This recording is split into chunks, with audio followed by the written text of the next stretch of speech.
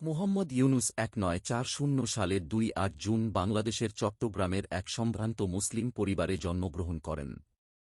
তাঁর পিতা হাজী দনমিয়া ছিলেন একজন সফল স্বর্ণকার এবং মা সাফিয়া খাতুন ছিলেন একজন গৃহিণী।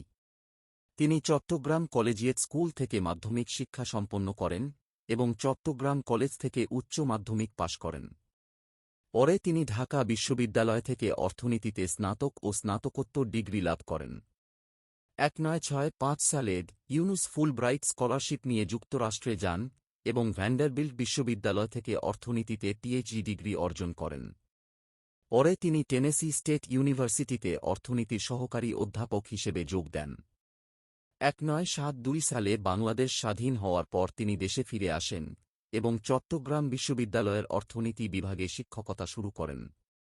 শিক্ষকতার পাশাপাশি ইউনুস বুঝতে পারেন যে দারিদ্র্য বাংলাদেশের একটি বড় সমস্যা।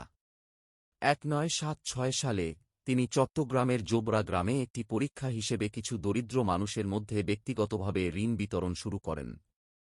এটাই পরে গ্রামীণ ব্যাংক হিসেবে প্রতিষ্ঠিত হয়। ১৯৮৩ সালে গ্রামীণ ব্যাংক আনুষ্ঠানিকভাবে প্রতিষ্ঠিত হয় এবং এর মাধ্যমে তিনি মাইক্রোক্রেডিটের ধারণা প্রতিষ্ঠিত করেন, যা দারিদ্র্য বিমোচনে গুরুত্বপূর্ণ ভূমিকা পালন করে। ইউনুস তাঁর কাজের জন্য বিশ্বব্যাপী স্বীকৃতি পান।